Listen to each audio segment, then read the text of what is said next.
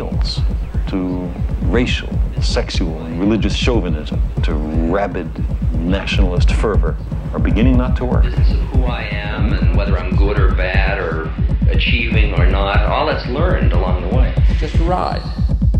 And we can change it anytime we want. It's only a choice. No effort, no work, no job, no savings of money. I realized that I had the game wrong. That the game was to find out what I already was.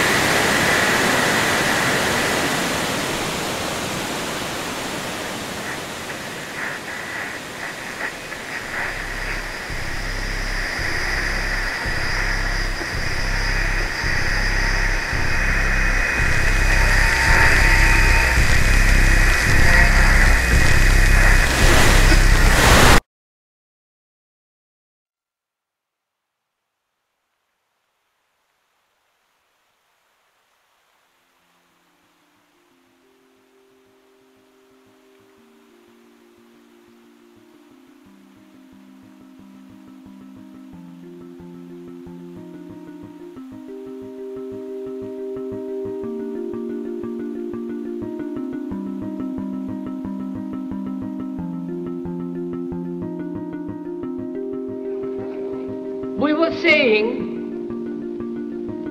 how very important it is to bring about in the human mind the radical revolution. The crisis is a crisis in consciousness, a crisis that cannot anymore accept the old norms, the old patterns, the ancient traditions.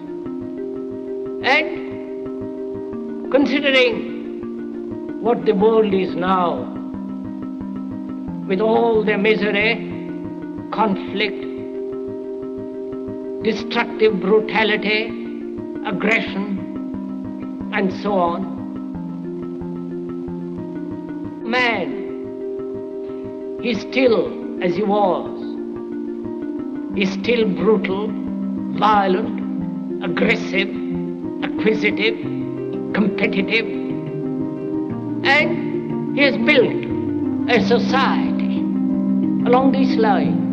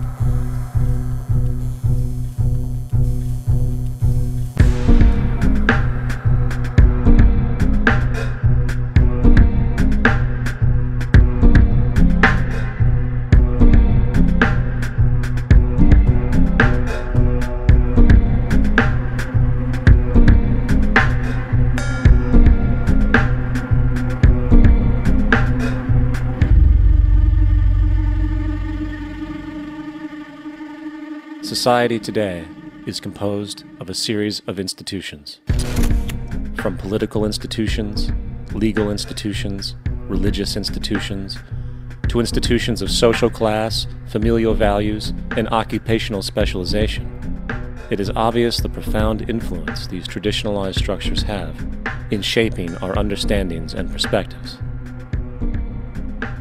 Yet, of all the social institutions we are born into, directed by, and conditioned upon, there seems to be no system as taken for granted and misunderstood as the monetary system.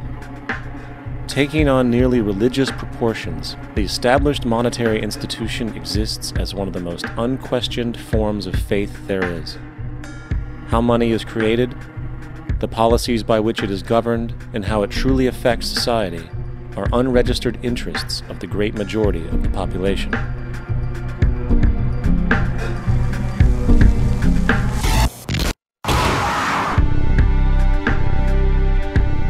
In a world where 1% of the population owns 40% of the planet's wealth, in a world where 34,000 children die every single day from poverty and preventable diseases, and where 50% of the world's population lives on less than $2 a day, one thing is clear: something is very wrong.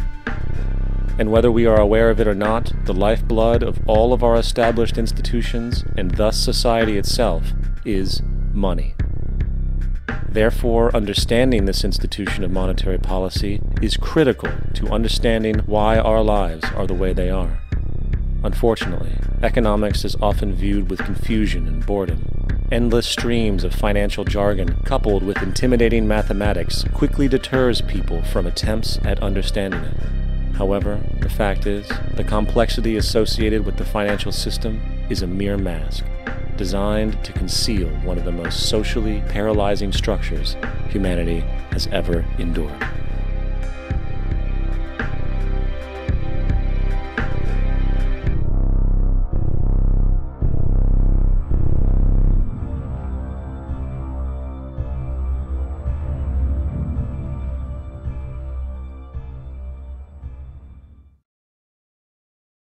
A number of years ago, the Central Bank of the United States, the Federal Reserve, produced a document entitled Modern Money Mechanics.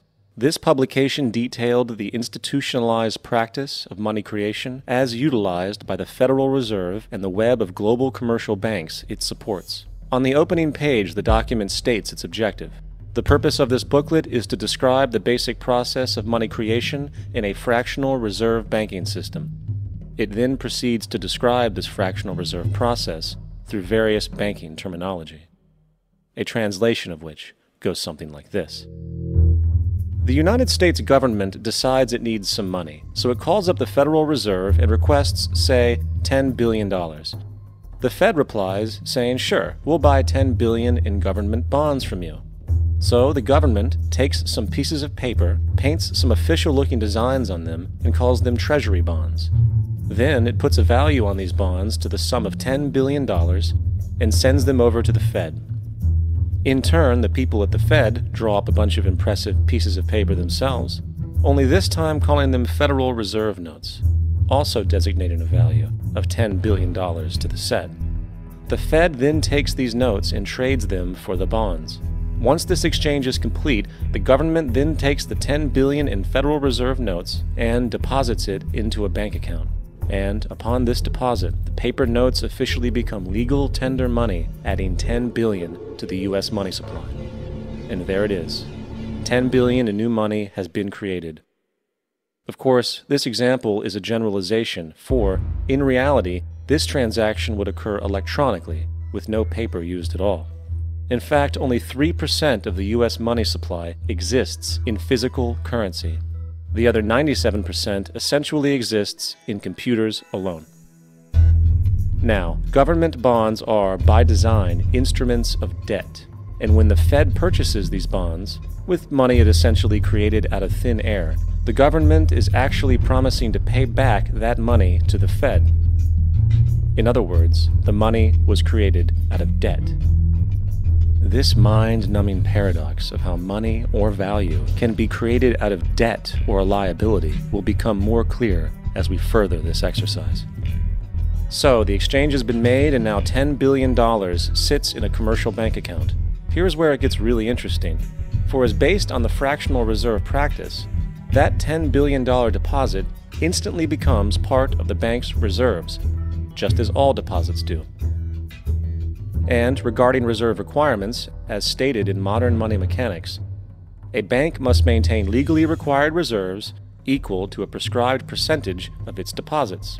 It then quantifies this by stating, under current regulations, the reserve requirement against most transaction accounts is 10%. This means that with a $10 billion deposit, 10% or $1 billion is held as the required reserve, while the other $9 billion is considered an excessive reserve and can be used as the basis for new loans.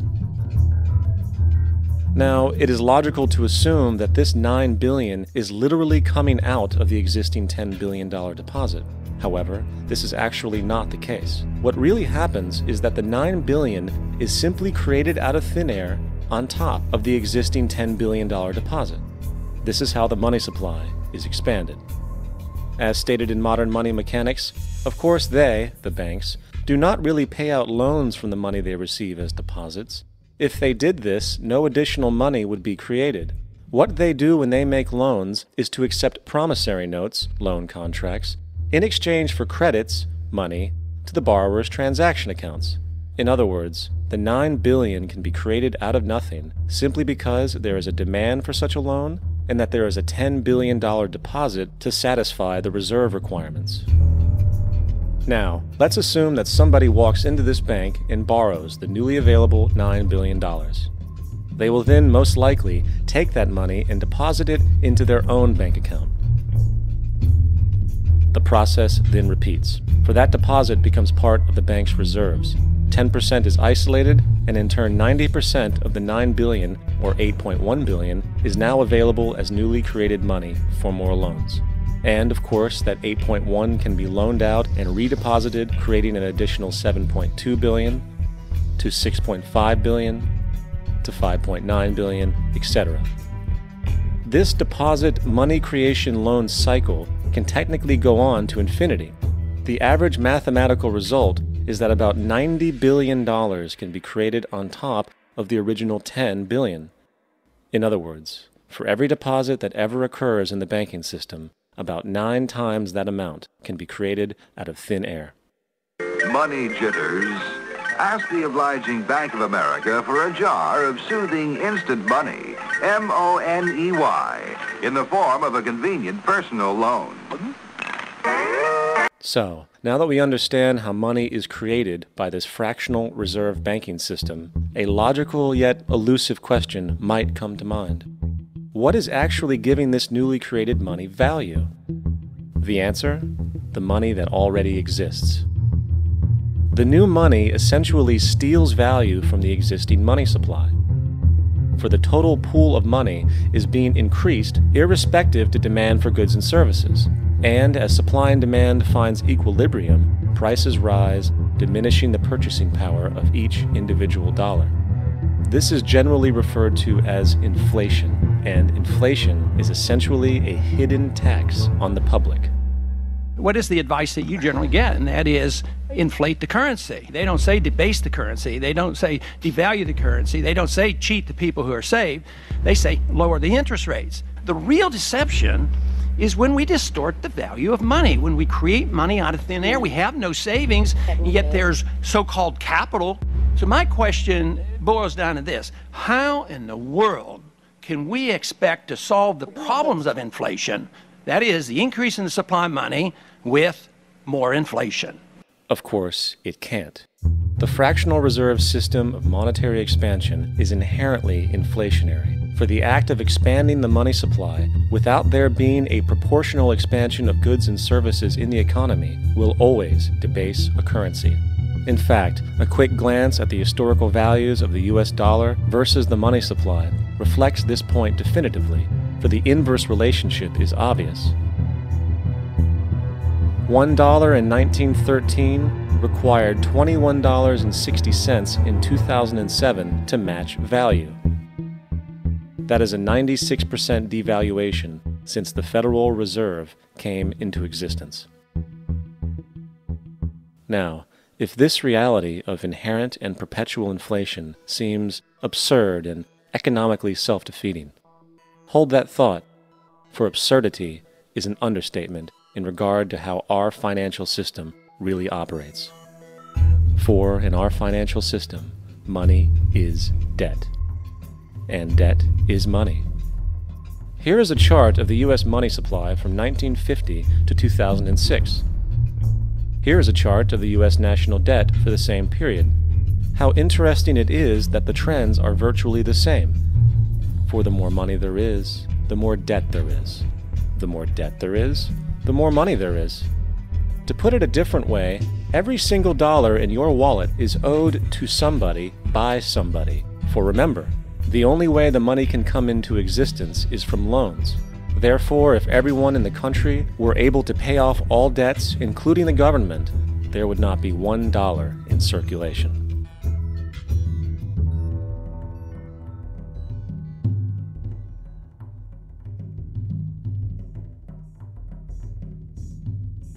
In fact, the last time in American history the national debt was completely paid off was in 1835, after President Andrew Jackson shut down the central bank that preceded the Federal Reserve. In fact, Jackson's entire political platform essentially revolved around his commitment to shut down the central bank, stating at one point, "The bold efforts the present bank has made to control the government are but premonitions of the fate that awaits the American people, should they be deluded into a perpetuation of this institution or the establishment of another like it." Unfortunately, his message was short-lived, and the international bankers succeeded to install another central bank in 1913, the Federal Reserve. And as long as this institution exists, perpetual debt is guaranteed. Now, so far we have discussed the reality that money is created out of debt, through loans. These loans are based on a bank's reserves, and reserves are derived from deposits. And through this fractional reserve system, any one deposit can create 9 times its original value, in turn debasing the existing money supply, raising prices in society. And since all this money is created out of debt and circulated randomly through commerce, people become detached from their original debt, and a disequilibrium exists, where people are forced to compete for labor in order to pool enough money out of the money supply to cover their costs of living. As dysfunctional and backwards as all of this might seem, there is still one thing we have omitted from this equation.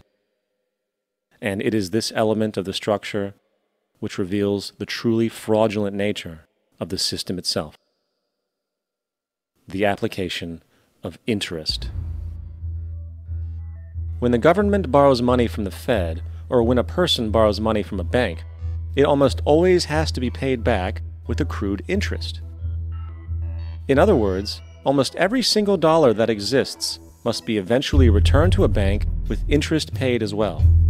But if all money is borrowed from the central bank and is expanded by commercial banks through loans, only what would be referred to as the principal is being created in the money supply. So then, where is the money to cover all of the interest that is charged? Nowhere. It doesn't exist. The ramifications of this are staggering, for the amount of money owed back to the banks will always exceed the amount of money that is available in circulation.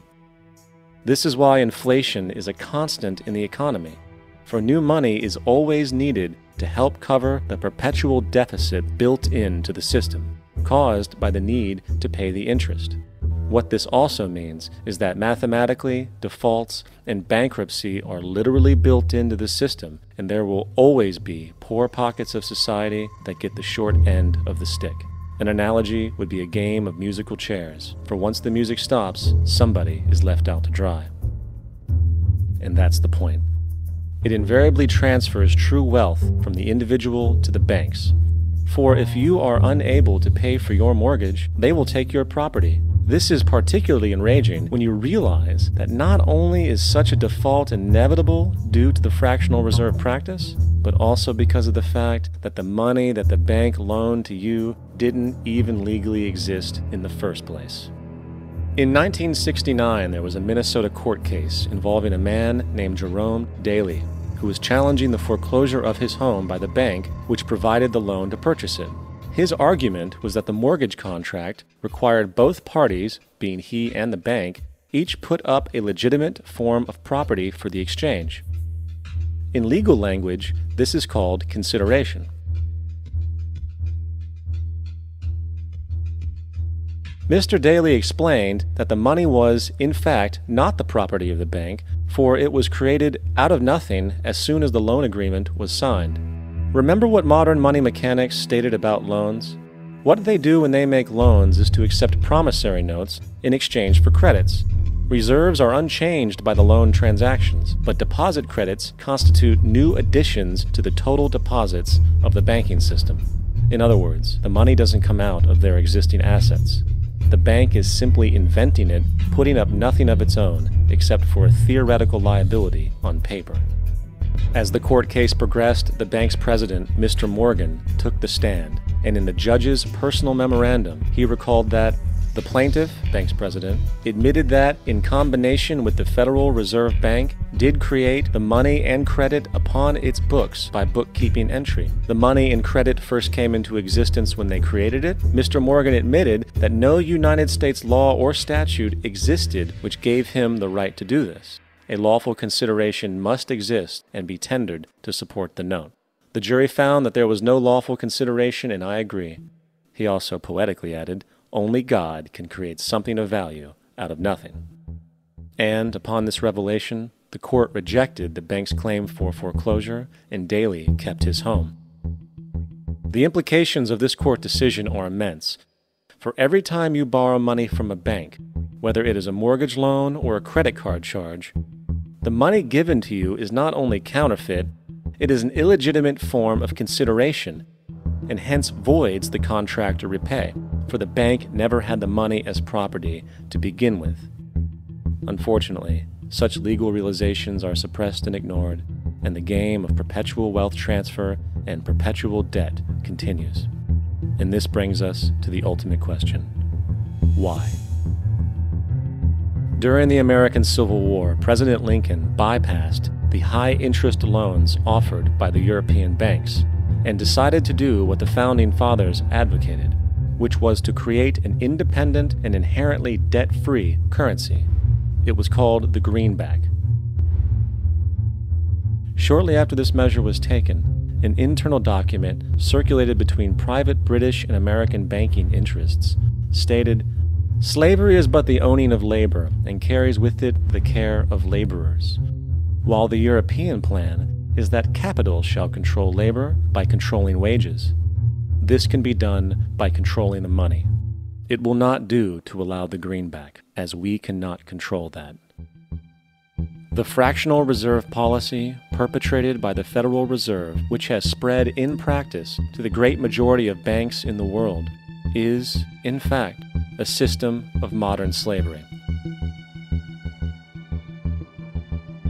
Think about it. Money is created out of debt. And what do people do when they are in debt? They submit to employment to pay it off. But if money can only be created out of loans, how can society ever be debt-free? It can't. And that's the point.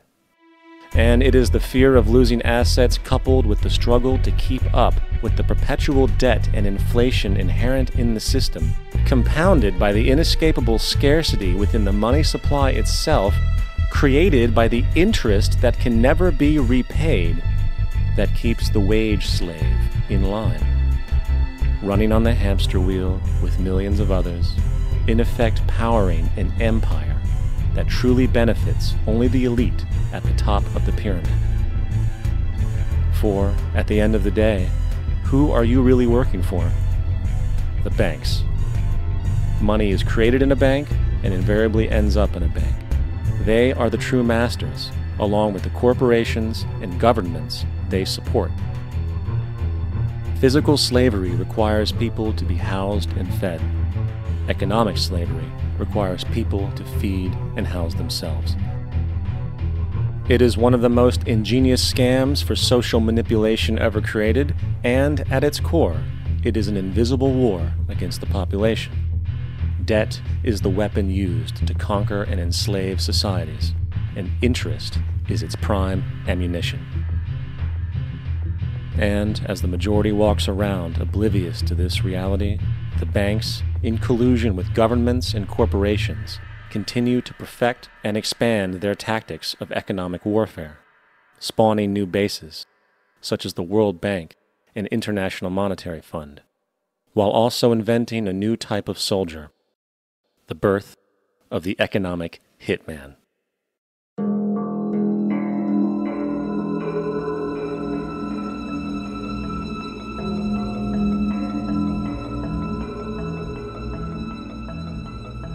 We economic hitmen really have been the ones responsible for creating this first truly global empire.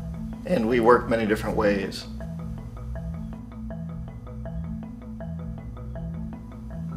but perhaps the most common is that we will identify a country that has resources our corporations covet, like oil, and then arrange a huge loan to that country from the World Bank or one of its sister organizations. But the money never actually goes to the country. Instead, it goes to our big corporations to build infrastructure projects in that country, power plants, industrial parks, ports, things that benefit a few rich people in that country, in addition to our corporations, but really don't help the majority of the people at all. However, those people, the whole country is left holding a huge debt. It's such a big debt they can't repay it, and that's part of the plan, that they can't repay it. And so at some point, we economic hitmen go back to them and say, listen, you owe us a lot of money, can't pay your debt, so sell your oil real cheap to our oil companies. Allow us to build a military base in your country, or send troops in support of ours to someplace in the world like Iraq, or vote with us on the next UN vote. To have their electric utility company privatized and their water and sewage system privatized and sold to U.S. corporations or other multinational corporations. So there was that whole mushrooming thing, and it's so typical of the way the IMF and the World Bank work, that you put a country in debt, and it's such a big debt it can't pay it, and then you offer to refinance that debt and pay even more interest. And you demand this quid pro quo, which you call a conditionality or good governance, which means basically that they've got to sell off their resources, including many of their social services, their utility companies, their school systems sometimes, their penal systems, their insurance systems, to foreign corporations. So it's a double, triple, quadruple whammy. The precedent for economic hitmen really began back in the early 50s when democratically elected Mossadegh, who was elected in Iran, he was considered to be the hope for democracy in the Middle East and around the world. He was Time Magazine's Man of the Year. But one of the things that he'd run on and began to implement was the idea that foreign oil companies needed to pay the Iranian people a lot more for the oil that they were taking out of Iran. The Iranian people should benefit from their own oil. Strange policy. We didn't like that, of course. But we were afraid to do what we normally were doing, which was to send in the military. Instead, we sent in one CIA agent, Kermit Roosevelt, Teddy Roosevelt's relative. And Kermit went in with a few $1 million and was very, very effective and efficient. And in a short amount of time, he managed to get Mossadegh overthrown and brought in the Shah of Iran to replace him, who always was favorable to oil. And it was extremely effective. Mobs overflow Tehran. Army officers shout that Mossadegh has surrendered and his regime as virtual dictator of Iran is ended. Pictures of the Shah are paraded through the streets as sentiment reverses. The Shah is welcomed home. So back here in the United States, in Washington, people looked around and said, wow, that was easy and cheap. So this established a whole new way of manipulating countries, of creating empire. The only problem with Roosevelt was that he was a card-carrying CIA agent, and had he been caught, the ramifications could have been pretty serious. So very quickly at that point, the decision was made to use private consultants to channel the money through the World Bank or the IMF or one of the other such agencies, to bring in people like me who worked for private companies, so that if we got caught, there would be no governmental ramifications.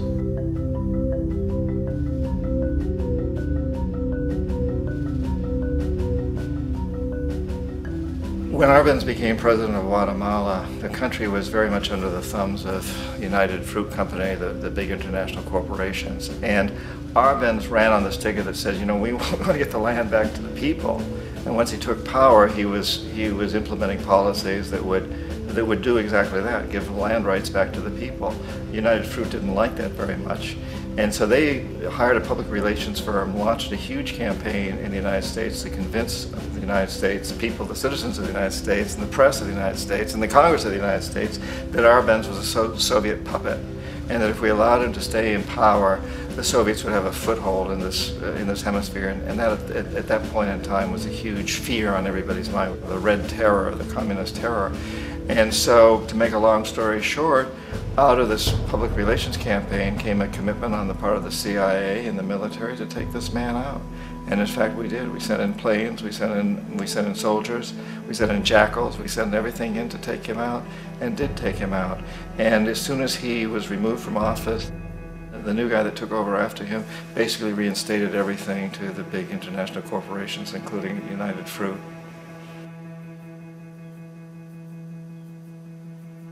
Ecuador for many, many years had been ruled by pro-US dictators, often relatively brutal. Then it was decided that they were going to have a truly democratic election. Jaime Roldos ran for office, and his main goal, he said, as president would be to make sure that Ecuador's resources were used to help the people. And he won, overwhelming, by more votes than anybody had ever won anything in Ecuador. And he began to implement these policies to make sure that the profits from oil went to help the people. Well, we didn't like that in the United States. I was sent down as one of several economic hitmen to change Roldos, to corrupt him, to bring him around, to let him know, okay, you can get very rich, you and your family, if you play our game, but if you continue to try to keep these policies you've promised, you're going to go. He wouldn't listen. He was assassinated. As soon as the plane crashed, the whole area was cordoned off.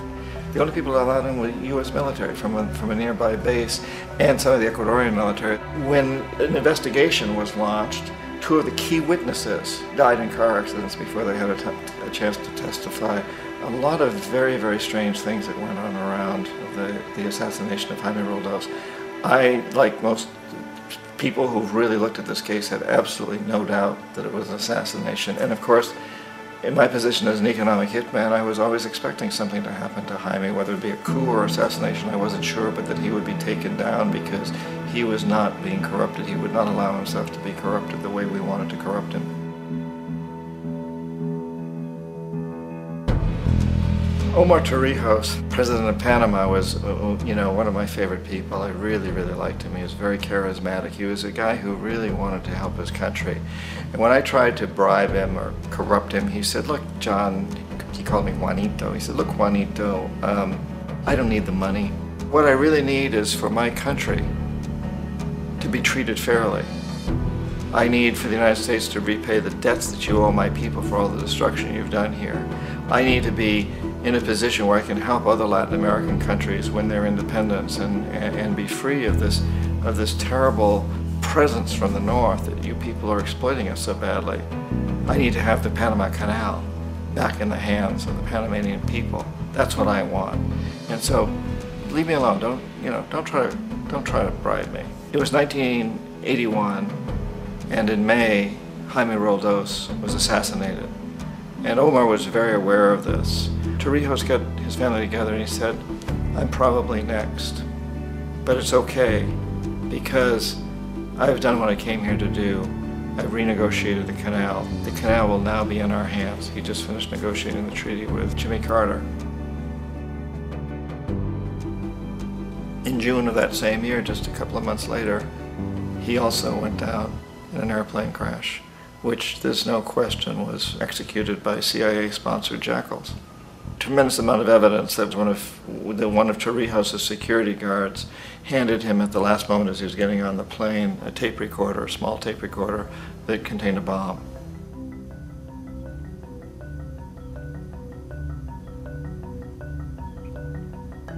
It is interesting to me how this system has continued pretty much the same way for years and years and years, except the economic hitmen have got better and better and better.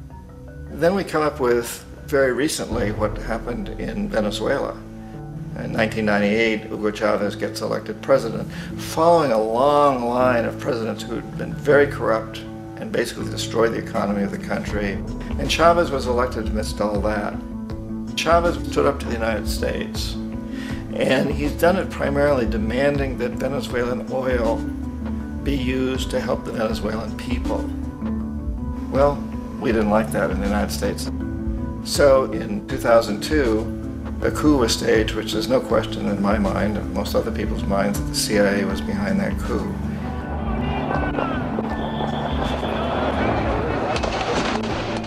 The way that that coup was fomented was very reflective of what Kermit Roosevelt had done in Iran, of paying people to go out into the streets, to riot, to protest, to say this Chavez is very unpopular. You know, if you can get a few thousand people to do that in television, and can make it look like it's the whole country, and things start to mushroom. Except in the case of Chavez, he was smart enough, and the people were so strongly behind him that they overcame it, which was a phenomenal moment in the history of Latin America.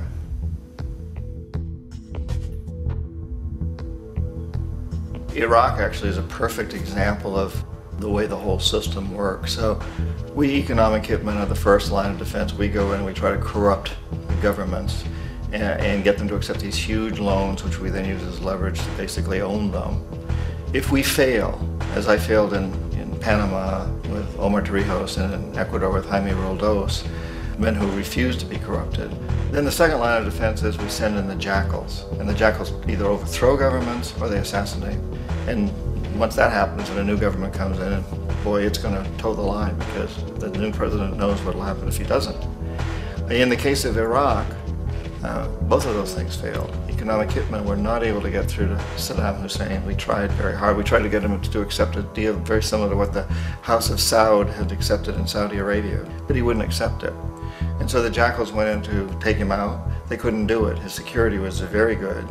After all, he had one time worked for the CIA. He'd been hired to assassinate a former president of Iraq and failed, but he knew the system.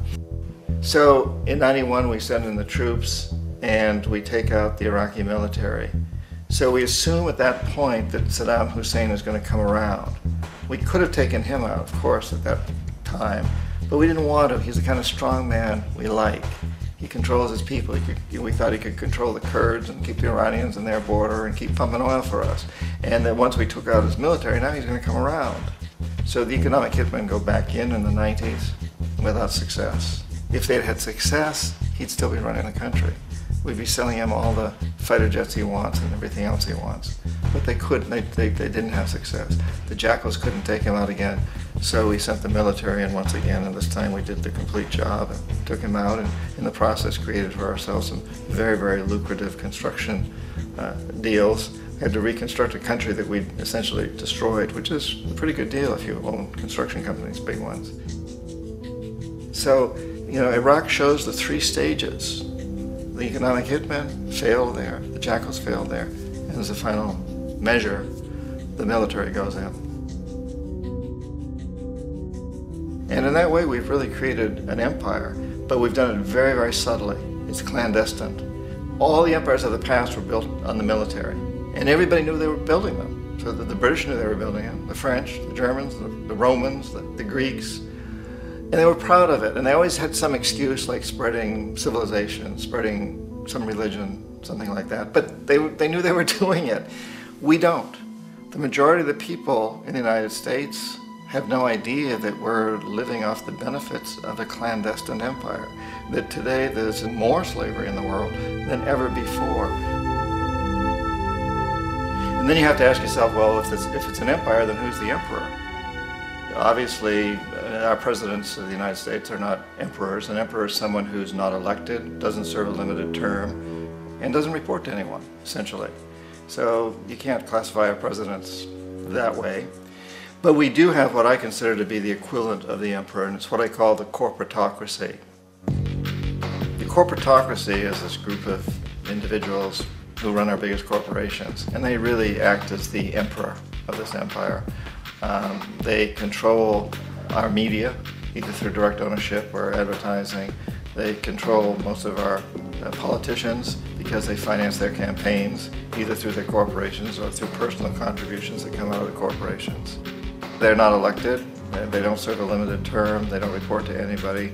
And at the very top of the corporatocracy, you really can't tell whether a person's working for a private corporation or the government because they're always moving back and forth.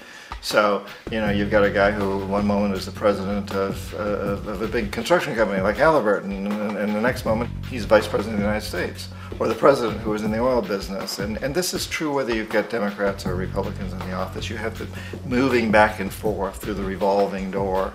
And in a way, our government is invisible a lot of the time, and its policies are carried out by our corporations on one level or another.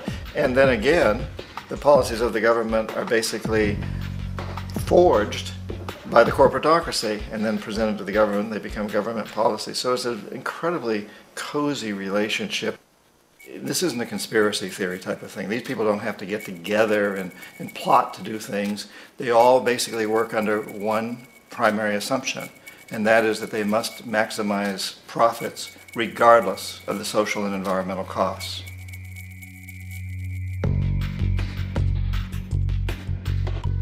This process of manipulation by the corporatocracy through the use of debt, bribery, and political overthrow is called globalization. Just as the Federal Reserve keeps the American public in a position of indentured servitude through perpetual debt, inflation, and interest, the World Bank and IMF serve this role on a global scale. The basic scam is simple. Put a country in debt either by its own indiscretion or through corrupting the leader of that country, then impose conditionalities or structural adjustment policies, often consisting of the following. Currency devaluation. When the value of a currency drops, so does everything valued in it. This makes indigenous resources available to predator countries at a fraction of their worth. Large funding cuts for social programs.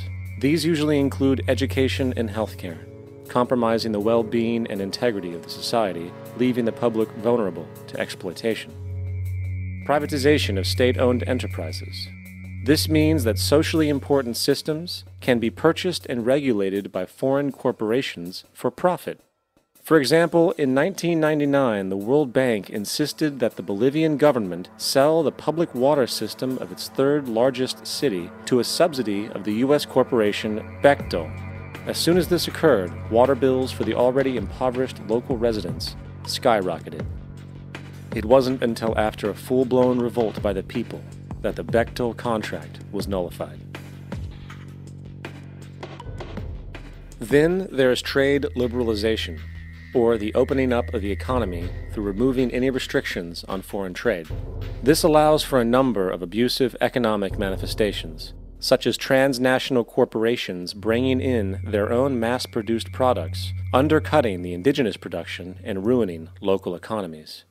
An example is Jamaica, which, after accepting loans and conditionalities from the World Bank, lost its largest cash crop markets due to competition with Western imports. Today, countless farmers are out of work, for they are unable to compete with the large corporations. Another variation is the creation of numerous seemingly unnoticed, unregulated, inhumane sweatshop factories, which take advantage of the imposed economic hardship. Additionally, due to production deregulation, environmental destruction is perpetual, as a country's resources are often exploited by the indifferent corporations while outputting large amounts of deliberate pollution. The largest environmental lawsuit in the history of the world today is being brought on behalf of 30,000 Ecuadorian Amazonian people against Texaco, which is now owned by Chevron. So today it's against Chevron, but for activities conducted by Texaco. Estimated to be more than 18 times what the Exxon Valdez dumped into the coast of Alaska. In the case of Ecuador, it wasn't an accident. The oil companies did it intentionally. They knew they were doing it to save money out there rather than arranging for a proper disposal. Furthermore, a cursory glance at the performance record of the World Bank reveals that the institution, which publicly claims to help poor countries develop and alleviate poverty, has done nothing but increase poverty and the wealth gap, while corporate profits soar. In 1960, the income gap between the fifth of the world's people in the richest countries versus the fifth in the poorest countries was 30-1. By 1998, it was 74-1. While global GNP rose 40% between 1970 and 1985, those in poverty actually increased by 17%. While from 1985 to 2000, those living on less than $1 a day increased by 18%. Even the Joint Economic Committee of the U.S. Congress admitted that there is a mere 40% success rate all World Bank projects. In the late 1960s, the World Bank intervened in Ecuador with large loans. During the next 30 years, poverty grew from 50% to 70%. Under or unemployment grew from 15 to 70%. Public debt increased from 240 million to 16 billion, while the share of resources allocated to the poor went from 20% to 6%. In fact, by the year 2000, 50% of Ecuador's national budget had to be allocated for paying its debts. It is important to understand the World Bank is, in fact, a U.S. bank, supporting U.S. interests. For the United States holds veto power over decisions, as it is the largest provider of capital. And where did it get this money? You guessed it, it made it out of thin air through the fractional reserve banking system. Of the world's top 100 economies, as based on annual GDP, 51 are corporations, and 47 of that 51 are U.S.-based. Walmart, General Motors, and Exxon are more economically powerful than Saudi Arabia, Poland, Norway, South Africa, Finland, Indonesia, and many others. And as protective trade barriers are broken down, currencies tossed together and manipulated in floating markets, and state economies overturned in favor of open competition and global capitalism, the empire expands. You get up on your little 21-inch screen and howl about America and democracy. There is no America. There is no democracy. There is only IBM and ITT and AT&T and DuPont, Dow, Union Carbide, and Exxon. Those are the nations of the world today. What do you think the Russians talk about in their councils of state? Karl Marx? They get out their linear programming charts, statistical decision theories, Minimax solutions, and compute the price-cost probabilities of their transactions and investments, just like we do. We no longer live in a world of nations and ideologies, Mr. Beale. The world is a college of corporations, inexorably determined by the immutable bylaws of business. The world is a business, Mr. Beale.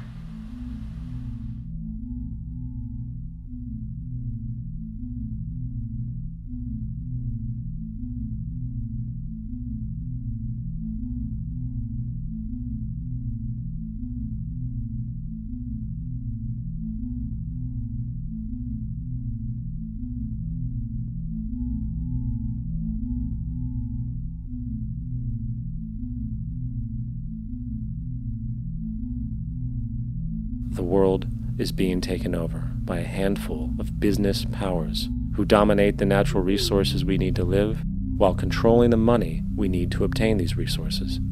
The end result will be world monopoly, based not on human life, but financial and corporate power. And as the inequality grows, naturally more and more people are becoming desperate.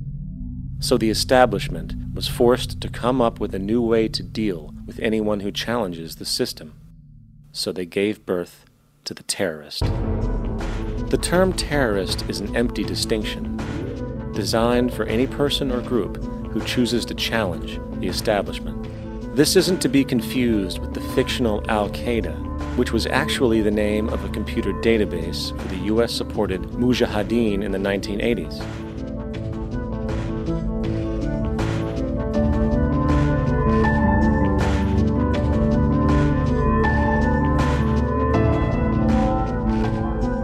In 2007, the Department of Defense received $161.8 billion for the so-called global war on terrorism. According to the National Counterterrorism Center, in 2004, roughly 2,000 people were killed internationally due to supposed terrorist acts. Of that number, 70 were American. Using this number as a general average, which is extremely generous, it is interesting to note that twice as many people die from peanut allergies a year than from terrorist acts.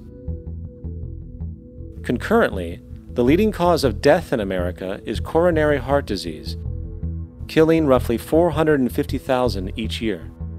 And in 2007, the government's allocation of funds for research on this issue was about $3 billion. This means that the U.S. government in 2007 spent 54 times the amount for preventing terrorism than it spent for preventing a disease which kills 6,600 times more people annually than terrorism does. Yet, as the name terrorism and Al-Qaeda are arbitrarily stamped on every news report relating to any action taken against U.S. interests, the myth grows wider. In mid-2008, the U.S. Attorney General actually proposed that the U.S. Congress officially declare war against the fantasy. Not to mention, as of July 2008, there are now over 1 million people currently on the U.S. terrorist watch list. These so-called counterterrorism measures, of course, have nothing to do with social protection, and everything to do with preserving the establishment amongst the growing anti-American sentiment both domestically and internationally, which is legitimately founded on the greed-based corporate empire expansion that is exploiting the world. The true terrorists of our world do not meet at the docks at midnight or scream Allah Akbar before some violent action. The true terrorists of our world wear $5,000 suits and work in the highest positions of finance, government, and business. So, what do? How do we stop a system of greed and corruption that has so much power and momentum?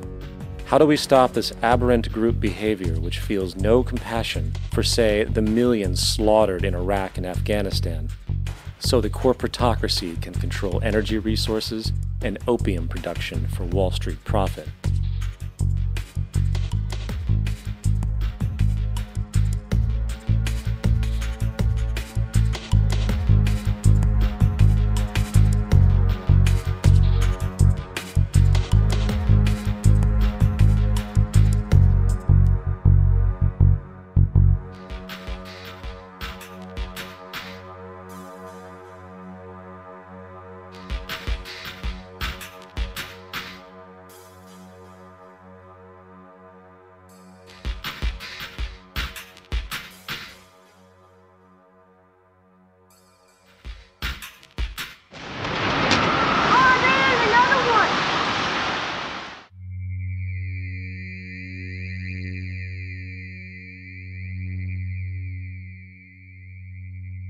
How do we stop a system of greed and corruption that condemns poor populations to sweatshop slavery for the benefit of Madison Avenue?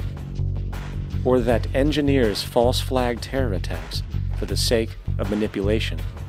Or that generates built-in modes of social operation which are inherently exploitative? Or that systematically reduces civil liberties and violates human rights in order to protect itself from its own shortcomings? How do we deal with the numerous covert institutions, such as the Council on Foreign Relations, the Trilateral Commission, and the Bilderberg Group, and other undemocratically elected groups which, behind closed doors, collude to control the political, financial, social, and environmental elements of our lives? In order to find the answer, we must first find the true underlying cause. For the fact is, the selfish, corrupt, power, and profit-based groups are not the true source of the problem. They are symptoms.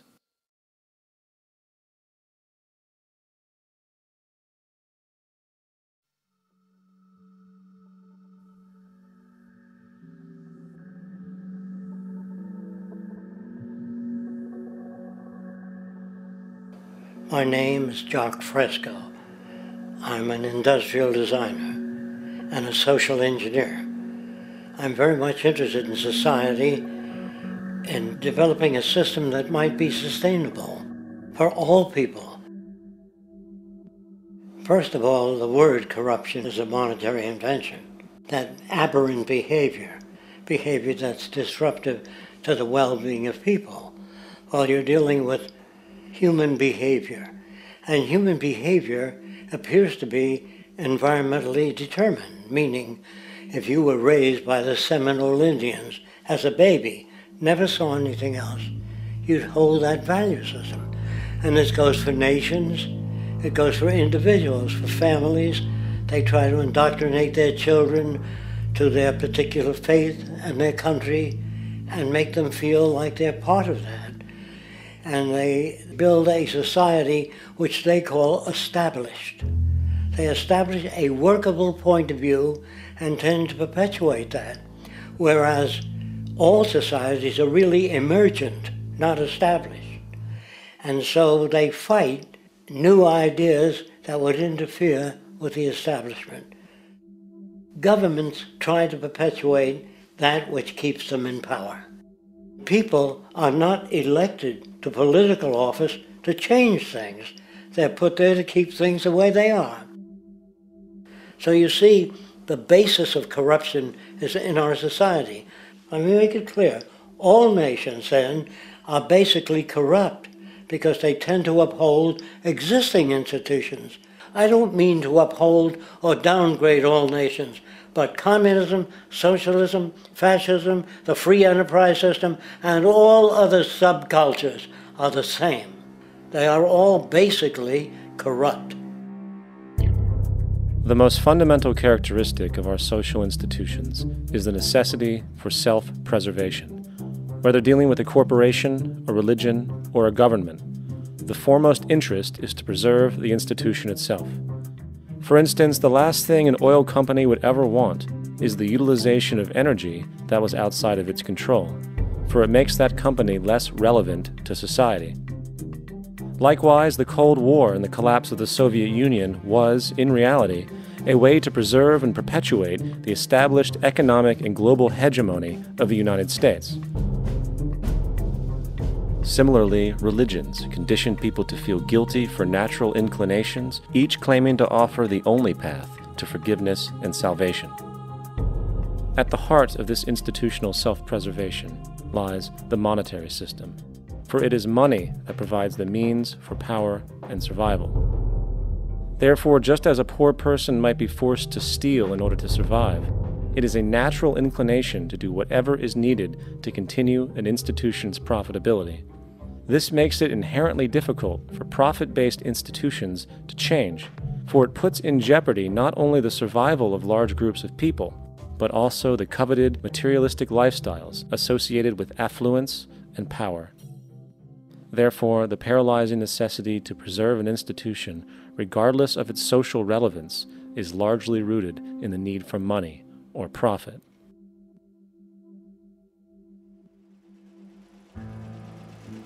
What's in it for me is why people think. And so if a man makes money selling a certain product, naturally he's going to fight the existence of another product that may threaten his institution. Therefore, people cannot be fair, and people do not trust each other. A guy will come over to you and say, I got just the house you're looking for. He's a salesman. When a doctor says, I think your kidney has to come out, I don't know if he's trying to pay off a yacht or whether my kidney has to come out. It's hard in a monetary system to trust people. If you came into my store and I said, this lamp that I've got is pretty good, but the lamp next door is much better, I wouldn't be in business very long. It wouldn't work. If I were ethical, it wouldn't work. So when you say industry cares for people, that's not true. They can't afford to be ethical.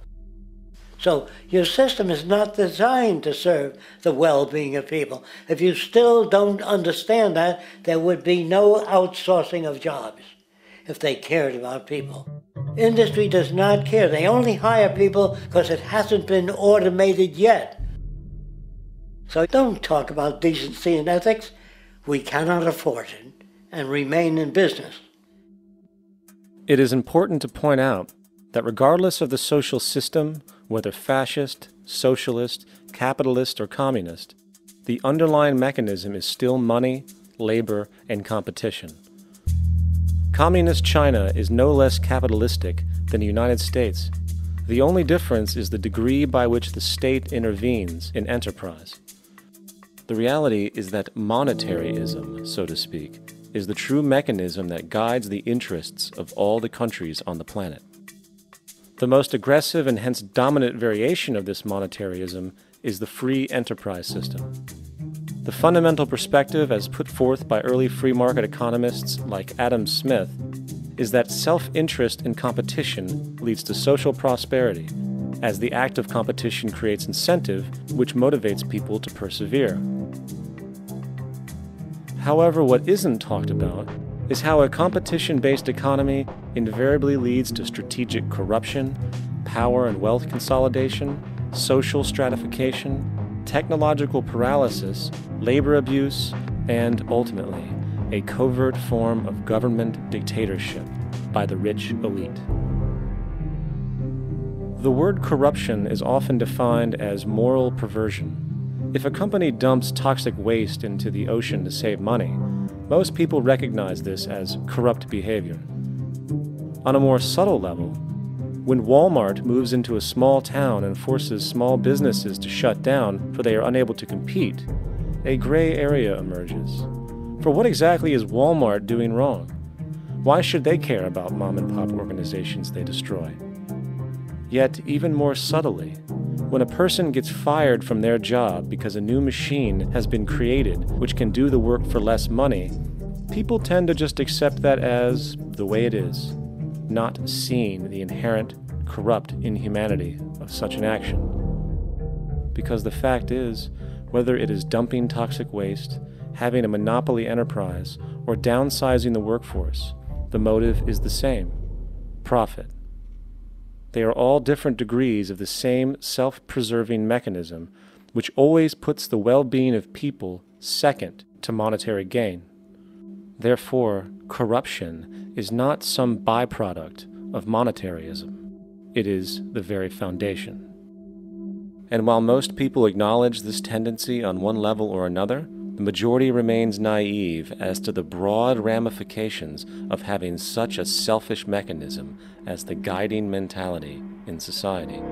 Internal documents show that after this company positively, absolutely knew that they had a medication that was infected with the AIDS virus, they took the product off the market in the U.S. and then they dumped it in France, Europe, Asia, and Latin America. The U.S. government allowed it to happen. The FDA allowed this to happen. And now the government is completely looking the other way. Thousands of innocent hemophiliacs have died from the AIDS virus. This company knew absolutely that it was infected with AIDS. They dumped it because they wanted to turn this disaster into a profit. So you see, you have built-in corruption. We're all chiseling off each other, and you can't expect decency in that sort of thing. And feeling that, they don't know who to elect. They think in terms of a democracy, which is not possible in a monetary-based economy. If you have more money to advertise your position, the position you desire in government, that isn't a democracy. It serves those in positions of differential advantage. So it's always a dictatorship of the elitists, the financially wealthy.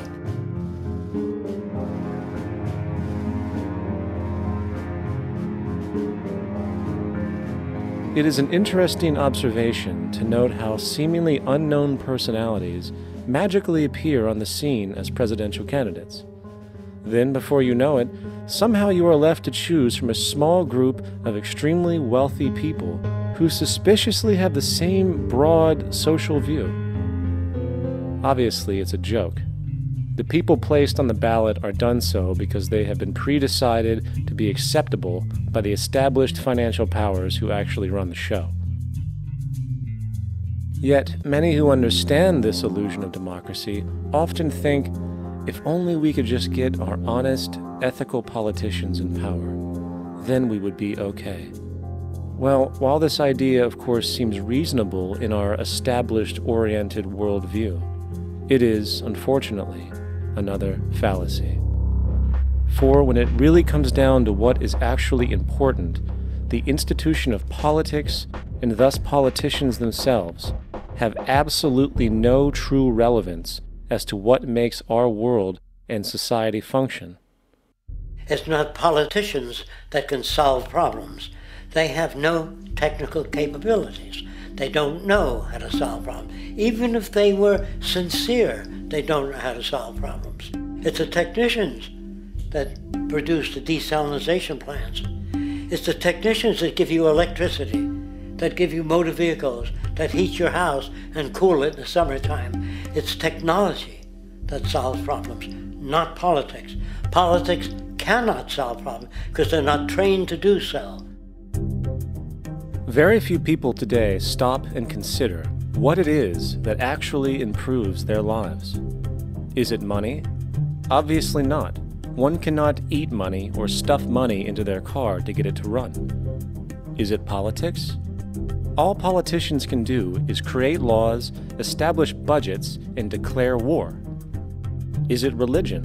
Of course not. Religion creates nothing except intangible emotional solace for those who require it. The true gift that we as human beings have, which has been solely responsible for everything that has improved our lives, is technology.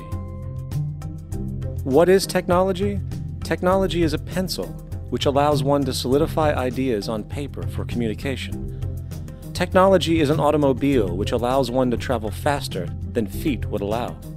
Technology is a pair of eyeglasses which enables sight for those who need it. Applied technology itself is merely an extension of human attributes which reduces human effort, freeing humans from a particular chore or problem. Imagine what your life would be like today without a telephone, or an oven, or a computer, or an airplane. Everything in your home, which you take for granted, from a doorbell, to a table, to a dishwasher, is technology, generated from the creative, scientific ingenuity of human technicians. Not money, politics, or religion. These are false institutions. And writing your congressman is fantastic. They tell you to write your congressman if you want something done. The men in Washington should be at the forefront of technology, the forefront of human studies, the forefront of crime, all the factors that shape human behavior. You don't have to write your congressman. What kind of people are they that are appointed to do that job? The future will have great difficulty. And the question that's raised by politicians is, how much will a project cost? The question is not, how much will it cost? Do we have the resources? And we have the resources today to house everyone, build hospitals all over the world, build schools all over the world, the finest equipment and labs for teaching and doing medical research. So you see, we have all that, but we're in a monetary system. And in a monetary system, there's profit. And what is the fundamental mechanism that drives the profit system besides self-interest? What is it exactly that maintains that competitive edge at its core? Is it high efficiency and sustainability? No, that isn't part of their design. Nothing produced in our profit-based society is even remotely sustainable or efficient. If it was, there wouldn't be a multi-million-dollar-a-year service industry for automobiles, nor would the average lifespan for most electronics be less than 3 months before they're obsolete. Is it abundance? Absolutely not. Abundance, as based on the laws of supply and demand, is actually a negative thing. If a diamond company finds 10 times the usual amount of diamonds during their mining, it means the supply of diamonds has increased, which means the cost and profit per diamond drops. The fact is, efficiency, sustainability, and abundance are enemies of profit. To put it into a word, it is the mechanism of scarcity that increases profits. What is scarcity? Based on keeping products valuable. Slowing up production on oil raises the price. Maintaining scarcity of diamonds keeps the price high. They burn diamonds at the Kimberley diamond mines. They're made of carbon. That keeps the price up. So then, what does it mean for society when scarcity, either produced naturally or through manipulation, is a beneficial condition for industry. It means that sustainability and abundance will never ever occur in a profit system, for it simply goes against the very nature of the structure. Therefore, it is impossible to have a world without war or poverty. It is impossible to continually advance technology to its most efficient and productive states. And, most dramatically, it is impossible to expect human beings to behave in truly ethical or decent ways.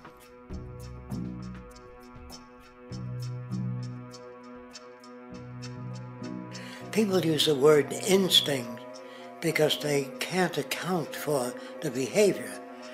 They sit back and they evaluate with their lack of knowledge, and they say things like, humans are built a certain way, greed is a natural thing, as though they've worked for years on it, and it's no more natural than wearing clothing. What we want to do is to eliminate the causes of the problems, eliminate the processes that produce greed and bigotry and prejudice and people taking advantage of one another and elitism, eliminating the need for prisons and welfare. We have always had these problems because we have always lived within scarcity and barter and monetary systems that produce scarcity. If you eradicate the conditions that generate what you call socially offensive behavior, it does not exist. The guy said, well, isn't that inborn? No, it's not. There is no human nature, there's human behavior, and that's always been changed throughout history. You're not born with bigotry and greed and corruption and hatred. You pick that up within the society. War, poverty, corruption, hunger, misery, human suffering will not change in a monetary system. That is, there'll be very little significant change. It's going to take the redesign of our culture, our values, and it has to be related to the carrying capacity of the earth, not some human opinion or some politician's notions of the way the world ought to be, or some religious notions of the conduct of human affairs. And that's what the Venus Project is about. The society that we're about to talk about is a society that is free of all the old superstitions, incarceration, prisons, police, cruelty, and law. All laws will disappear, and the professions will disappear that are no longer valid, such as stockbrokers, bankers, advertising, gone forever, because it's no longer relevant. When we understand that it is technology devised by human ingenuity which frees humanity and increases our quality of life, we then realize that the most important focus we can have is on the intelligent management of the Earth's resources. For it is from these natural resources we gain the materials to continue our path of prosperity. Understanding this, we then see that money fundamentally exists as a barrier to these resources, for virtually everything has a financial cost. And why do we need money to obtain these resources? Because of real or assumed scarcity. We don't usually pay for air and tap water because it is in such high abundance, selling it would be pointless. So then, logically speaking, if resources and technologies applicable to creating everything in our societies, such as houses, cities, and transportation, were in high enough abundance, there would be no reason to sell anything. Likewise, if automation and machinery was so technologically advanced as to relieve human beings of labor, there would be no reason to have a job. And with these social aspects taken care of, there would be no reason to have money at all. So the ultimate question remains: do we on Earth have enough resources and technological understanding to create a society of such abundance that everything we have now could be available without a price tag and without the need for submission through employment? Yes, we do. We have the resources and technology to enable this at a minimum, along with the ability to raise the standard of living so high that people in the future will look back at our civilization now and gawk at how primitive and immature our society was. What the Venus Project proposes is an entirely different system that's updated to present-day knowledge. We've never given scientists the problem of how do you design a society which would eliminate boring and monotonous jobs, that would eliminate accidents in transportation, that would enable people to have a high standard of living, that would eliminate poisons in our food, that would give us other sources of energy that are clean and efficient. We can do that out there.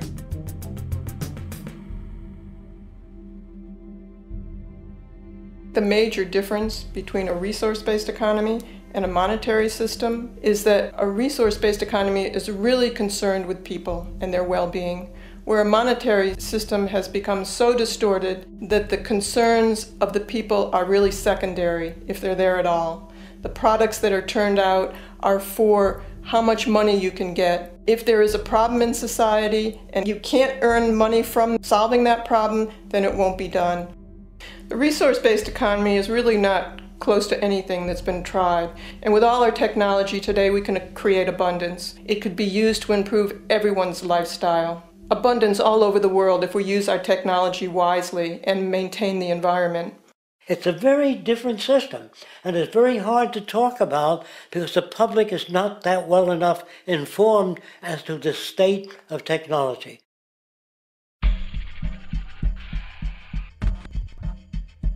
At present, we don't have to burn fossil fuels.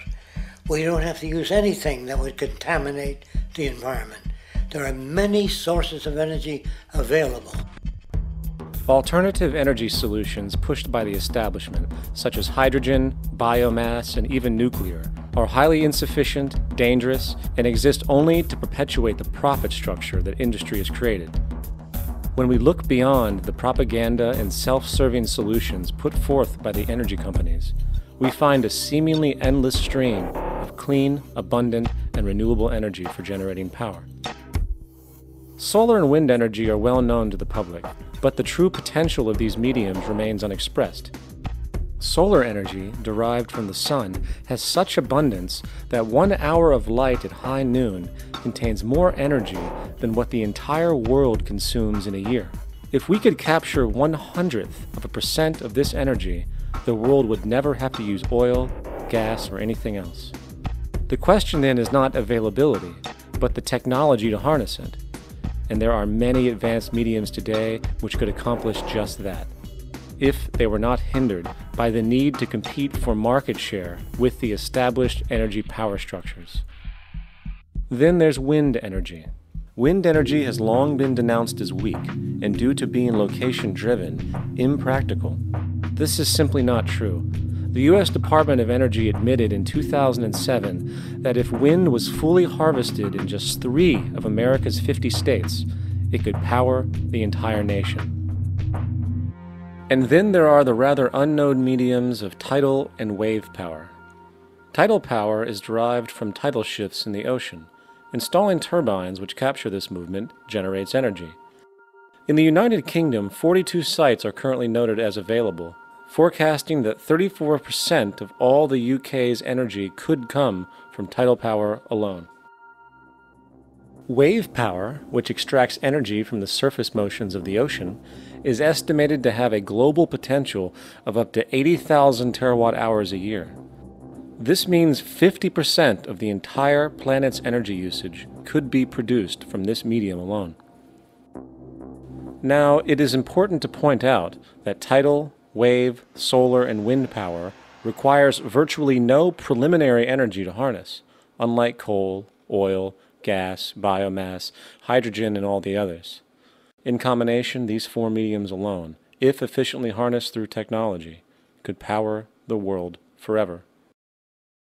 That being said, there happens to be another form of clean, renewable energy which trumps them all: geothermal power. Geothermal energy utilizes what is called heat mining, which, through a simple process using water, is able to generate massive amounts of clean energy. In 2006, an MIT report on geothermal energy found that 13,000 zettajoules of power are currently available in the Earth, with the possibility of 2,000 zettajoules being easily tappable with improved technology. The total energy consumption of all the countries on the planet is about half of a zettajoule a year. This means about 4,000 years of planetary power could be harnessed in this medium alone. And when we understand that the Earth's heat generation is constantly renewed, this energy is really limitless and could be used forever. These energy sources are only a few of the clean, renewable mediums available, and as time goes on, we will find more. The grand realization is that we have total energy abundance without the need for pollution, traditional conservation, or in fact, a price tag. And what about transportation? The prevailing means of transportation in our societies is by automobile and aircraft, both of which predominantly need fossil fuels to run. In the case of the automobile, the battery technology needed to power an electric car that can go over 100 miles an hour for over 200 miles on one charge exists, and has existed for many years. However, due to battery patents controlled by the oil industry, which limits their availability to maintain market share, coupled with political pressure from the energy industry, the accessibility and affordability of this technology is limited. There is absolutely no reason other than pure, corrupt profit interest that every single vehicle in the world cannot be electric and utterly clean, with zero need for gasoline. As far as airplanes, it is time we realize that this means of travel is inefficient, cumbersome, slow, and causes far too much pollution. This is a maglev train. It uses magnets for propulsion. It is fully suspended by a magnetic field and requires less than 2% of the energy used for plane travel. The train has no wheels, so nothing can wear out. The current maximum speed of versions of this technology, as used in Japan, is 361 miles per hour. However, this version of the technology is very dated. An organization called ET3, which has connections with the Venus Project, has established a tube-based maglev that can travel up to 4,000 miles per hour in a motionless, frictionless tube, which can go over land or underwater. Imagine going from LA to New York for an extended lunch break, or from Washington, D.C. to Beijing, China in 2 hours. This is the future of continental and intercontinental travel, fast, clean, with only a fraction of the energy usage we use today for the same means. In fact, between maglev technology, advanced battery storage, and geothermal energy, there would be no reason to ever burn fossil fuels again. And we can do this now if we were not held back by the paralyzing profit structure. Now, America is inclined toward fascism. It has a propensity by its dominant philosophy and religion to uphold the fascist point of view. American industry is essentially a fascist institution. If you don't understand that, the minute you punch that time clock, you walk into a dictatorship. We're given notions about the respectability of work, and I really look at it as being paid slavery.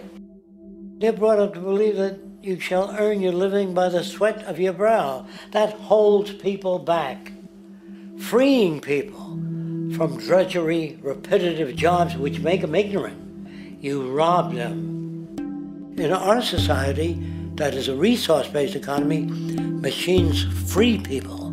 You see, we can't imagine that because we've never known that kind of world. If we look back at history, we see a very clear pattern of machine automation slowly replacing human labor. From the disappearance of the elevator man to the near full automation of an automobile production plant, the fact is, as technology grows, the need for humans in the workforce will continually be diminished. This creates a serious clash, which proves the falseness of the monetary-based labor system. For human employment is in direct competition with technological development. Therefore, given the fundamental priority of profit by industry, people through time will be continually laid off and replaced by machine. When industry takes on a machine, instead of shortening the workday, they downsize. You lose your job. So you have a right to fear machines. In a high-technology, resource-based economy, it is conservative to say that about 90% of all current occupations could be phased out by machines, freeing humans to live their life without servitude, for this is the point of technology itself. And through time, with nanotechnology and other highly advanced forms of science, it is not far-fetched to see how even complex medical procedures could be performed by machines as well, and based on the pattern, with much higher success rates than humans get today. The path is clear, but our monetary-based structure, which requires labor for income, blocks this progress, for humans need jobs in order to survive. The bottom line is that this system must go, or we will never be free, and technology will be constantly paralyzed. When you have machines that clean out sewers, it frees a human being from doing that. So look at machines as extensions of human performance. Furthermore, many occupations today will have simply no basis to exist in a resource-based economy, such as anything associated with the management of money, advertising, along with the legal system itself. For without money, a great majority of the crimes that are committed today would never occur. Virtually all forms of crime are a consequence of the monetary system, either directly or by neuroses inflicted through financial deprivation. Therefore, laws themselves could eventually become extinct.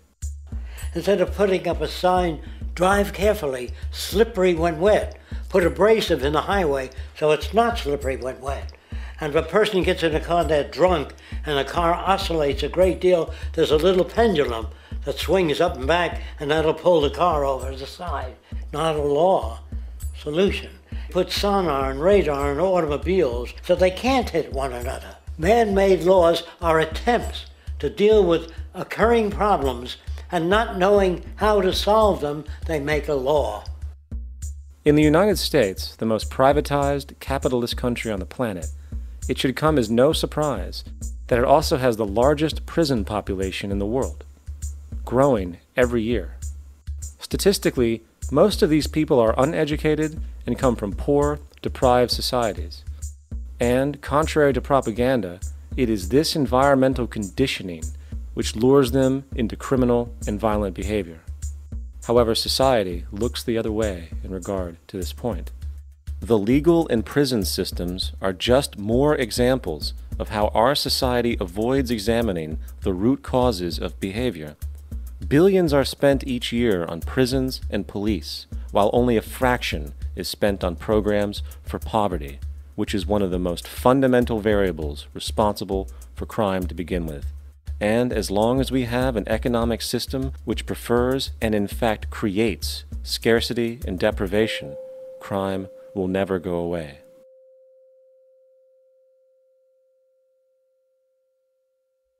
If people have access to the necessities of life without servitude, debt, barter, trade, they behave very differently. You want all these things available without a price tag. Now then, you gotta have a price tag. Well, what'll motivate people? Man gets everything he wants, he just lay around in the sun. This is the myth they perpetuate. People in our culture are trained to believe that the monetary system produces incentive. If they have access to things, why should they want to do anything?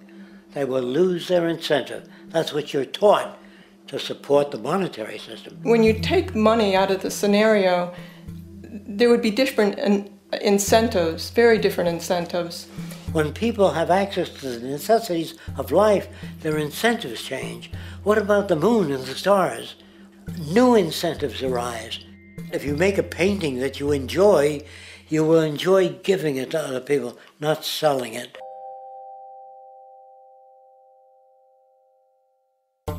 I think most of the education that I've seen today is essentially producing a person for a job. It's very specialized. They're not generalists. People don't know a lot about a lot of different subjects.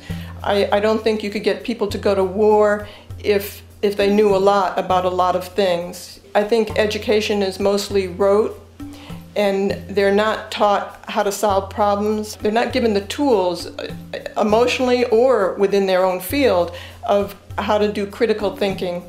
A resource-based economy, the education would be very different. Our society's major concern is mental development and to motivate each person to their highest potential. Because our philosophy is the smarter people are, the richer the world, because everybody becomes a contributor.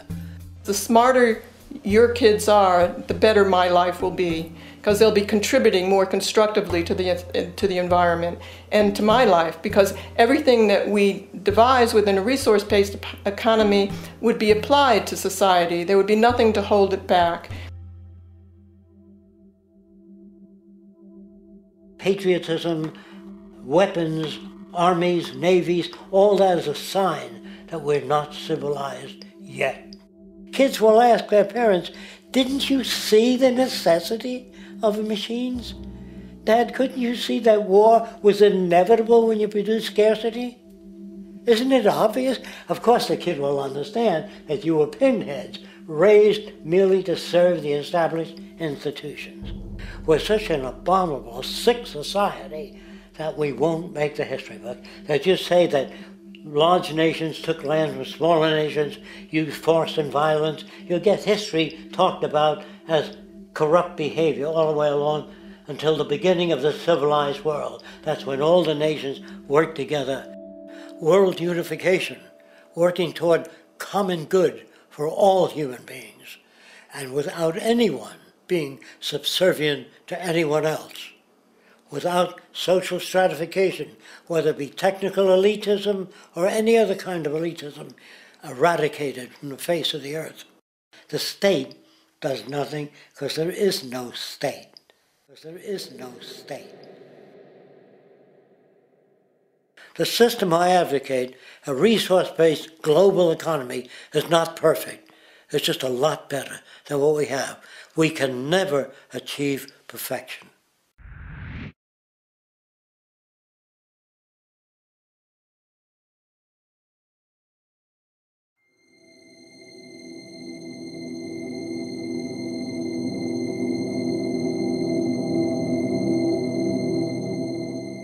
The social values of our society, which has manifested in perpetual warfare, corruption, oppressive laws, social stratification, irrelevant superstitions, environmental destruction, and a despotic, socially indifferent, profit-oriented ruling class, is fundamentally the result of a collective ignorance of two of the most basic insights humans can have about reality: the emergent and symbiotic aspects of natural law. The emergent nature of reality is that all systems, whether it is knowledge, society, technology, philosophy, or any other creation, will, when uninhibited, undergo fluid, perpetual change. What we consider commonplace today, such as modern communication and transportation, would have been unimaginable in ancient times. Likewise, the future will contain technologies, realizations, and social structures that we cannot even fathom in the present. We have gone from alchemy to chemistry, from a geocentric universe to a heliocentric, from believing that demons were the cause of illness to modern medicine. This development shows no sign of ending, and it is this awareness that aligns us and leads us on a continuous path to growth and progress. Static, empirical knowledge does not exist. Rather, it is the insight of the emergence of all systems we must recognize. This means we must be open to new information at all times, even if it threatens our current belief system and hence identities. Sadly, society today has failed to recognize this, and the established institutions continue to paralyze growth by preserving outdated social structures.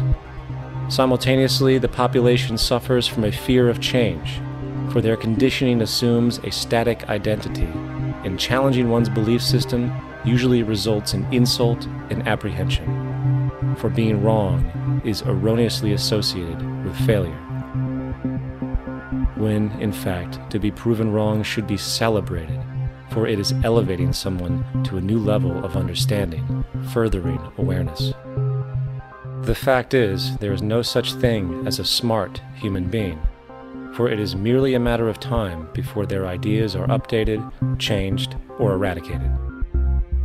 And this tendency to blindly hold on to a belief system, sheltering it from new, possibly transforming information, is nothing less than a form of intellectual materialism.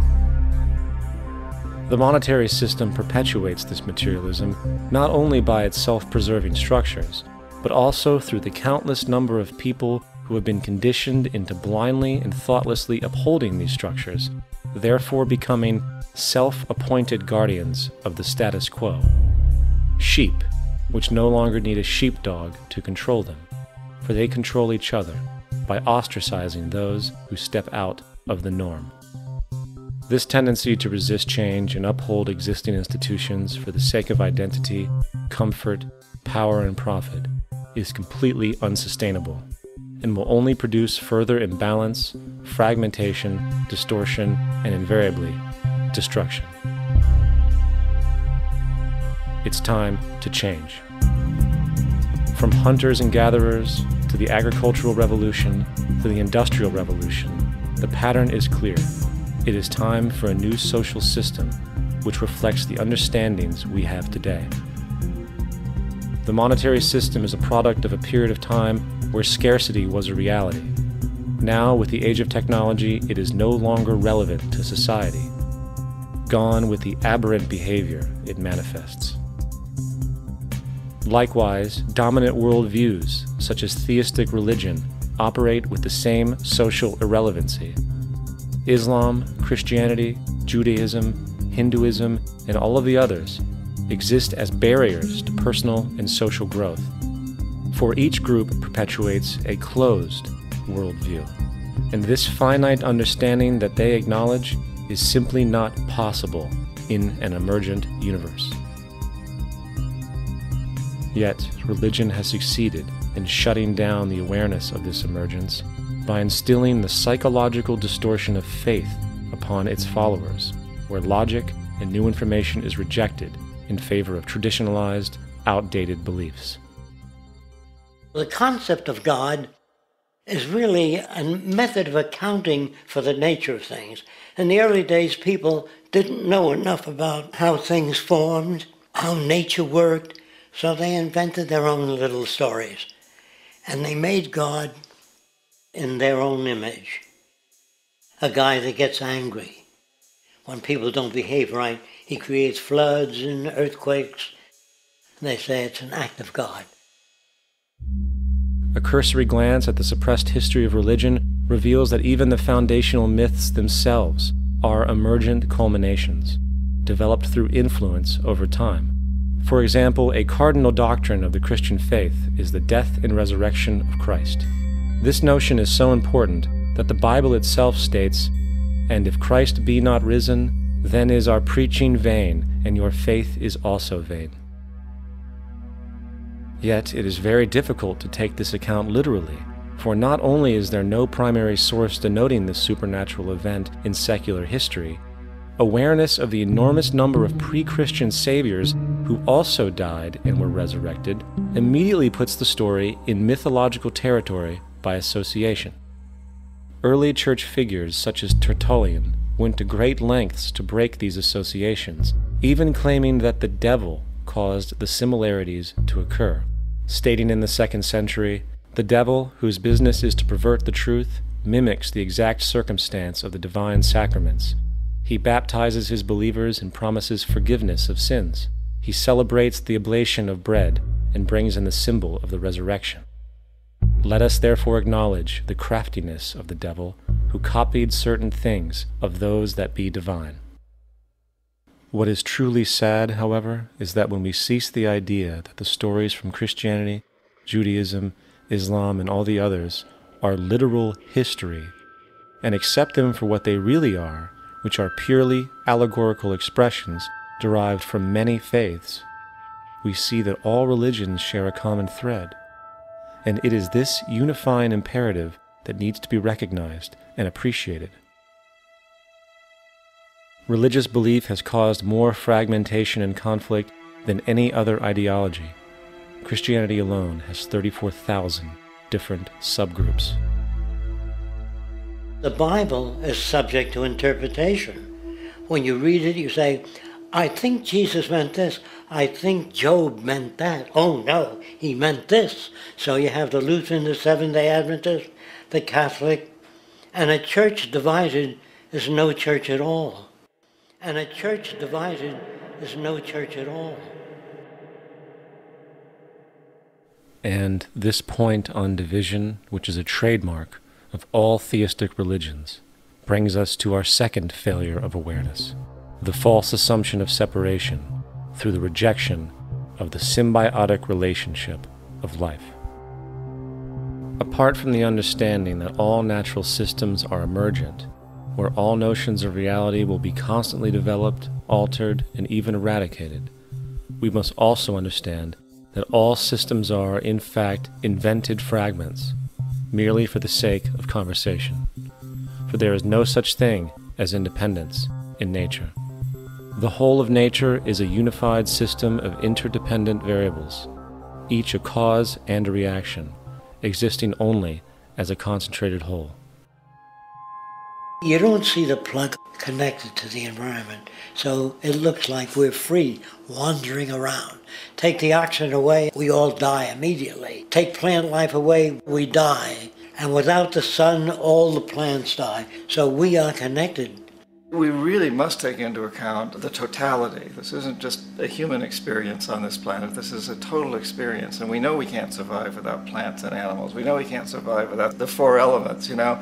And so when are we going to really start taking that into account? That's what it is to be successful. Success depends on how well we relate to everything around us. I'm very aware of the fact that my grandson cannot possibly hope to inherit a sustainable, peaceful, stable, socially just world unless every child today growing up in Ethiopia, in Indonesia, in Bolivia, in Palestine, in Israel also has that same expectation. You got to take care of the whole community or you're going to have serious problems.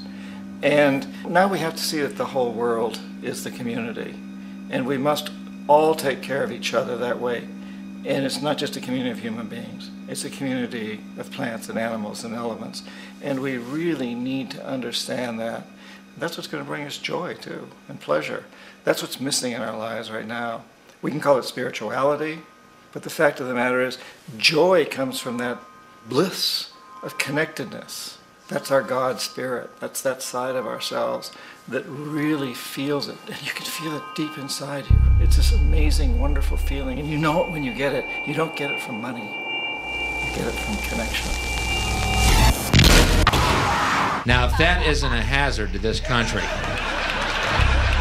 how are we going to keep building nuclear weapons? You know what I mean? What's going to happen to the arms industry when we realize we're all one? It's going to fuck up the economy. The economy that's fake anyway. The economy that's fake anyway. The economy that's fake anyway. The economy that's fake anyway. The economy that's fake anyway. Which would be a real bummer. You can see why the government's cracking down on the idea of experiencing unconditional love.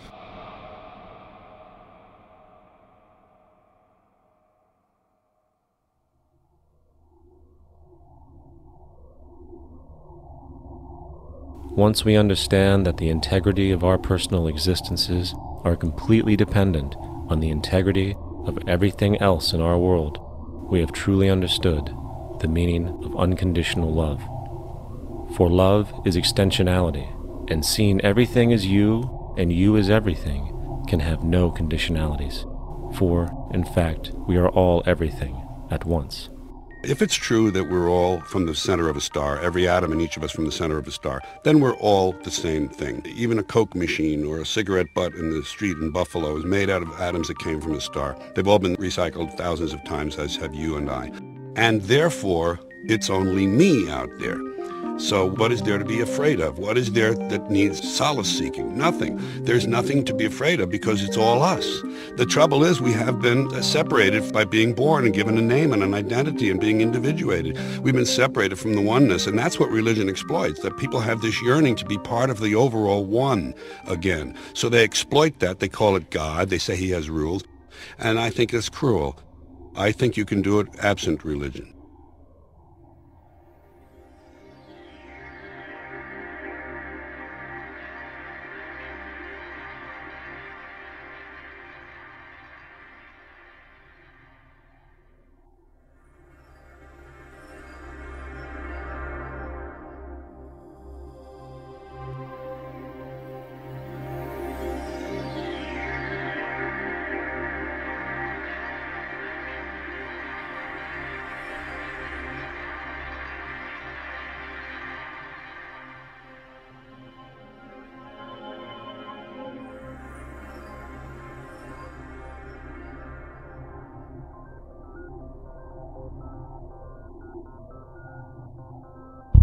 It's time to claim the unity our outmoded social systems have broken apart, and work together to create a sustainable global society where everyone is taken care of and everyone is truly free.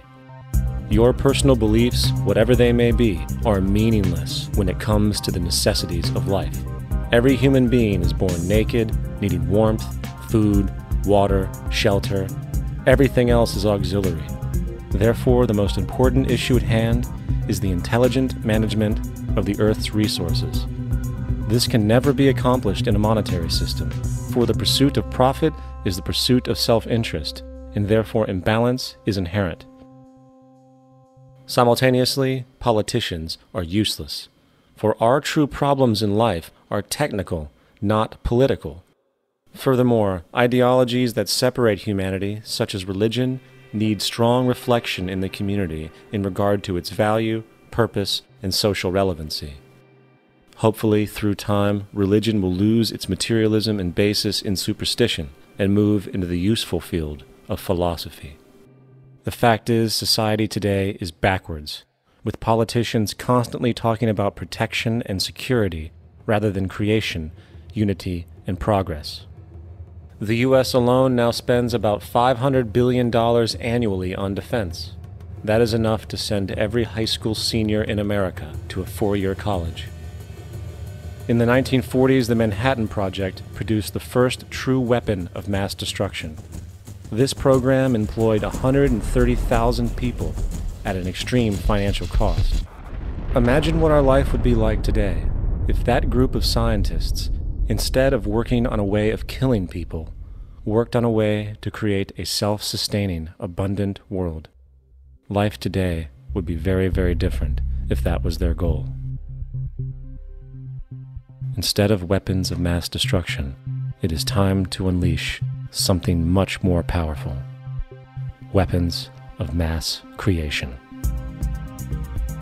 Our true divinity is in our ability to create, and armed with the understanding of the symbiotic connections of life, while being guided by the emergent nature of reality, there is nothing we cannot do or accomplish. Of course, we face strong barriers in the form of established power structures that refuse to change. At the heart of these structures is the monetary system. As explained earlier, the fractional reserve policy is a form of slavery through debt, where it is literally impossible for society to be free. In turn, free market capitalism in the form of free trade uses debt to imprison the world and manipulate countries into subservience to a handful of large business and political powers.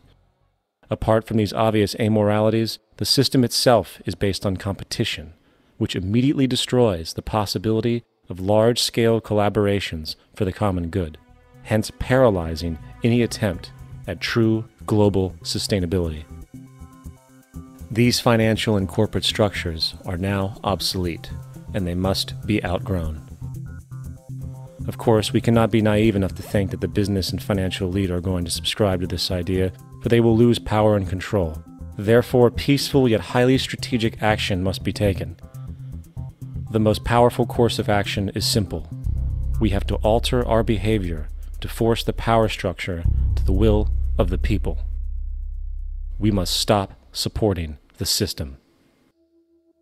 The only way the establishment will change is by our refusal to participate, while continuously acknowledging its endless flaws and corruptions. They're not going to give up the monetary system because of our designs of what we recommend.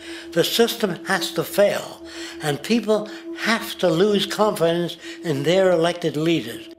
That will be a major turning point if the Venus Project is offered as a possible alternative. If not, I fear the consequences. The trends now indicate that our country is going bankrupt. The probability is our country will move toward a military dictatorship to prevent riots and complete social breakdown. Once the U.S. breaks down, all the other cultures will undergo similar things. As of now, the world financial system is on the brink of collapse due to its own shortcomings. The Comptroller of Currency stated in 2003 that the interest on the U.S. national debt will not be affordable in less than 10 years. This theoretically means total bankruptcy for the U.S. economy, and its implications for the world are immense. In turn, the fractional reserve-based monetary system is reaching its theoretical limits of expansion, and the banking failures you are seeing are just the beginning. This is why inflation is skyrocketing, all debt is at record levels, and the government and Fed are hemorrhaging new money to bail out the corrupt system. For the only way to keep the banks going is by making more money. The only way to make more money is to create more debt and inflation. It is simply a matter of time before the tables turn and there is no one willing to take new loans, while defaults grow, as people are unable to afford their current loans. Then the expansion of money will stop, and contraction will begin on a scale never before seen, ending a century-long pyramid scheme. This has already begun. Therefore, we need to expose this financial failure for what it is, using this weakness to our advantage. Here are some suggestions. Expose the banking fraud. Citibank, JP Morgan Chase, and Bank of America are the most powerful controllers within the corrupt Federal Reserve System. It's time to boycott these institutions. If you have a bank account or a credit card with any of them, move your money to another bank. If you have a mortgage, refinance with another bank. If you own their stock, sell it. If you work for them, quit. This gesture will express contempt for the true powers behind the private banking cartel known as the Federal Reserve, and create awareness about the fraud of the banking system itself. 2. Turn off the TV news. Visit the emerging independent news agencies on the internet for your information. CNN, NBC, ABC, Fox, and all the others present all news pre-filtered to maintain the status quo. With 4 corporations owning all major media outlets, objective information is impossible. This is the true beauty of the internet, and the establishment has been losing control because of this free flow of information. We must protect the internet at all times, as it is truly our savior right now. 3. Don't ever allow yourself, your family, or anyone you know to ever join the military. This is an obsolete institution now used exclusively for maintaining an establishment that is no longer relevant. U.S. soldiers in Iraq work for U.S. corporations, not the people. Propaganda forces us to believe that war is natural and the military is an honorable institution. Well, if war is natural, why are there 18 suicides every single day by American veterans who have post-traumatic stress disorder? If our military men and women are so honored, why is it that 25% of the American homeless population are veterans? 4. Stop supporting the energy companies. If you live in a detached house, get off the grid. Investigate every means of making your home self-sustainable with clean energy.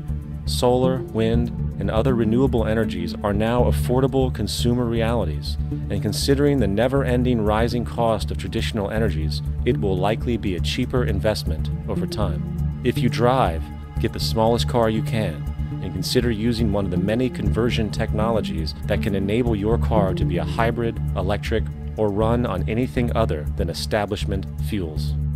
5. Reject the political system. The illusion of democracy is an insult to our intelligence. In a monetary system, there is no such thing as a true democracy, and there never was. We have two political parties owned by the same set of corporate lobbyists.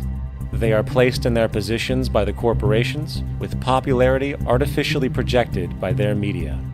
In a system of inherent corruption, the change of personnel every couple of years has very little relevance. Instead of pretending that the political game has any true meaning, focus your energy on how to transcend this failed system. And 6. Join the movement. Go to the zeitgeistmovement.com and help us create the largest mass movement for social change the world has ever seen. We must mobilize and educate everyone about the inherent corruption of our current world system, along with the only true sustainable solution, declaring all the natural resources on the planet as common heritage to all people, while informing everyone as to the true state of technology and how we can all be free if the world works together rather than fights. The choice lies with you. You can continue to be a slave to the financial system and watch the continuous wars, depressions, and injustice across the globe while placating yourself with vain entertainment and materialistic garbage. Or you can focus your energy on true, meaningful, lasting, holistic change, which actually has the realistic ability to support and free all humans with no one left behind. But, in the end, the most relevant change must occur first inside of you. The real revolution is the revolution of consciousness, and each one of us first needs to eliminate the divisionary, materialistic noise we have been conditioned to think is true, while discovering, amplifying, and aligning with the signal coming from our true empirical oneness. It is up to you. What we are trying during all these discussions and talks here is to see if we cannot radically bring about a transformation of the mind. Not accept things as they are, but to understand it, to go into it, to examine it. Give your heart and your mind with everything that you have to find out a way of living differently.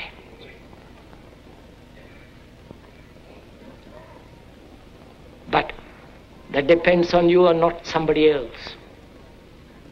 Because in this there is no teacher, no pupil, there is no leader, there is no guru, there is no master, no savior. You yourself are the teacher and the pupil, you are the master, you are the guru, you are the leader.